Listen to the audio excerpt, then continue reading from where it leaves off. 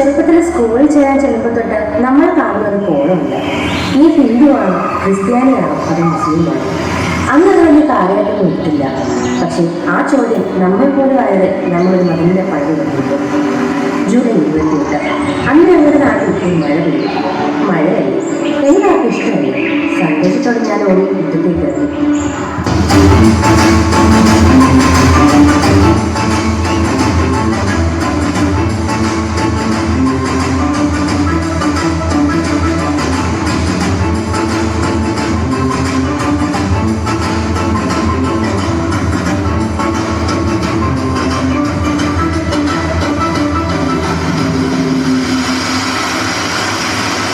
എന്നാൽ മഴയുടെ മട്ടം മാറിയെന്ന് മനസ്സിലാക്കിയ ഞാൻ പേടിച്ചോട് സ്കൂളിൽ കയറി.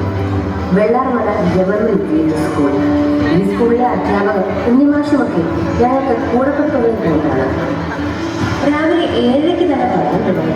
ഈ സ്കൂളിന്റെ ഉത്സവം ഗ്രാമോത്സവം എന്നാണ് അറിയപ്പെടുന്നത്.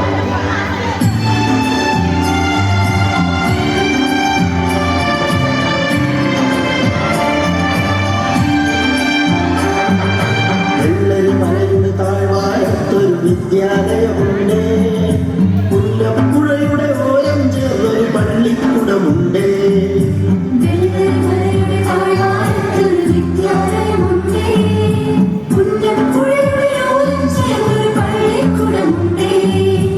ഓണമഞ്ഞ് അണിഞ്ഞൊരുങ്ങി നിറഞ്ഞു നിൽക്കുന്നേ.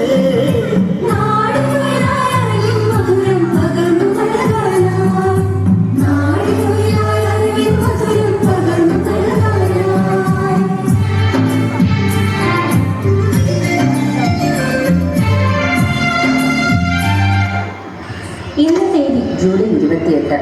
ജൂലൈ 2 മുതൽ ചെറിയ തോതിൽ തുടങ്ങിയ മഴയാണ്.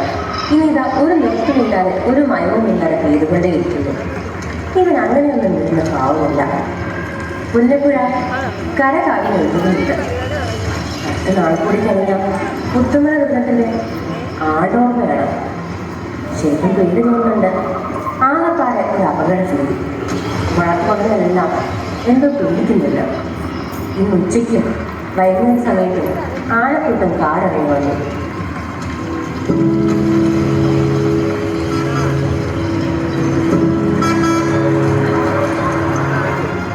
നേരം വൈകി.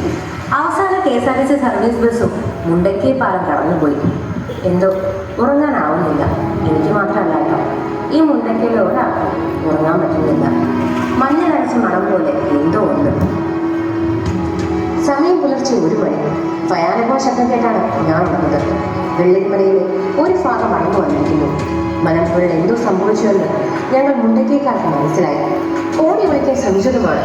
പക്ഷേ നിമിഷങ്ങളെ കൊണ്ട് ഒരു മുണ്ടക്കയിലെത്തി. കണ്ണിൽ മുന്നിലൂടെ എൻ്റെ ഗ്രാമം ഒഴിച്ചുപോയി. കൊച്ചുകുട്ടികളെയും പ്രായമായവരെയും സുരക്ഷിതമായി തോന്നിയ മലമുകളിലേക്ക് ജീവനും കൊണ്ട് ഓടിയെത്തി. കണ്ണടച്ച് തുറക്കും മുമ്പ് ആ കൂട്ടുകെട്ടിൽ എൻ്റെ നാട് ചാരിയായി പഠിച്ചു. കണ്ണൊന്നിനോട് നീതി ചേച്ചി രക്ഷിക്കാനായി ജീപ്പുമായി എത്തിയ പ്രദേശത്തോട് ഉൾപ്പെടെ എല്ലാവരും ഒഴിച്ചുപോയി. എന്ത് ചെയ്യണമെന്നറിയില്ല, ആരെ വിളിക്കണമെന്നും അറിയില്ല. കൂടെടുപ്പിൻ്റെ പേരിൽ നിന്നും വെളിച്ചത്തിലേക്ക്. അന്ന് ആലോചിച്ച് ജീവിതത്തിൽ ആദ്യമായിട്ട് ഞാനൊരു കാഴ്ച കണ്ടു.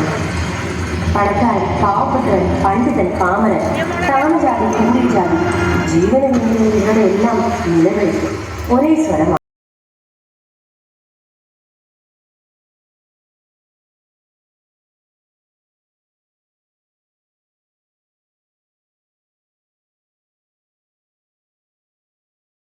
പ്രതീക്ഷയും നഷ്ടപ്പെട്ട് ഉറ്റവരും മുനയവരും വീടും നാടും എല്ലാം നഷ്ടപ്പെട്ട് നിൽക്കുമ്പോൾ കൈ കോർത്ത് പിടിച്ച് കണ്ണുകൾ നോക്കി ഞങ്ങൾ മരണത്തിൽ കാത്തുനിന്നു.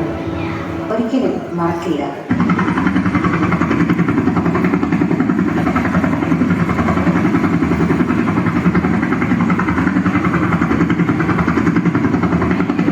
എൻ്റെ നേരെ നീണ്ട കാര്യത്തിൽ ക്രിസ്ത്യാനിയുടെയോ ഹിന്ദുവിൻ്റെയോ മുസ്ലിമിൻ്റെയോ അല്ല, ഇടതിൻ്റെയോ വലതിൻ്റെയോ മറ്റു രാഷ്ട്രീയ പാർട്ടിയുടേതുമല്ല.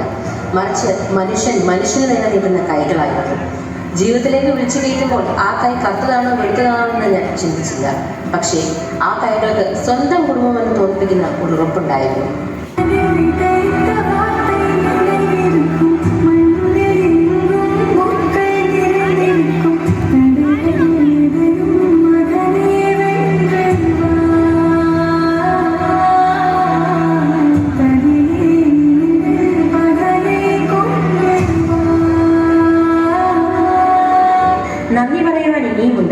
അതിർത്തികൾ കടന്നു വന്നെത്തിയ സഹായങ്ങൾക്ക് 5 സ്ക്രീനുകളെ കൺട്രോൾ റൂമുകളാക്കിയ പുതിയ തലമുറയ്ക്ക്, കുഞ്ഞു കുടുംബങ്ങൾ പോലും ഞങ്ങൾക്ക് വേണ്ടി പൊട്ടിച്ച കുരുന്നുകൾക്ക്, ഒപ്പം നെഞ്ചുവിരിച്ചിരുന്ന ജില്ലാ ഭരണാധികാരികൾക്ക്, സർക്കാരിന്, പോലീസിന്, പട്ടാളത്തിന്, ഫയർഫോഴ്സിന്, KSEBിക്ക്, മീഡിയയ്ക്ക്, ഓഫ് റോഡ് ജീപ്പുമായി എത്തിയ സഹോദരങ്ങൾക്ക്, പിന്നെ ഒറ്റക്കെട്ടായി ദുരിതത്തെ നേരിടാൻ കൂടെ നിന്ന് കേരളത്തിലെ 3.5 കോടി ജനങ്ങൾക്ക് നന്ദിയുണ്ട്.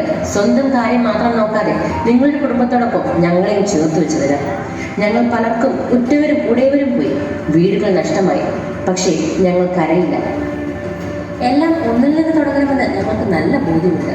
അത് ഞങ്ങൾ ചെയ്യുക തന്നെ ചെയ്യും. നമ്മൾ അതിജീവിക്കും ഒറ്റക്കെട്ടായിട്ട്. കാരണം ഇത് കേരളമാണ്, ദൈവത്തിൻ്റെ സ്വന്തം നാടാണ്. തോൽക്കാൻ ഞങ്ങൾക്ക് മനസ്സില്ല.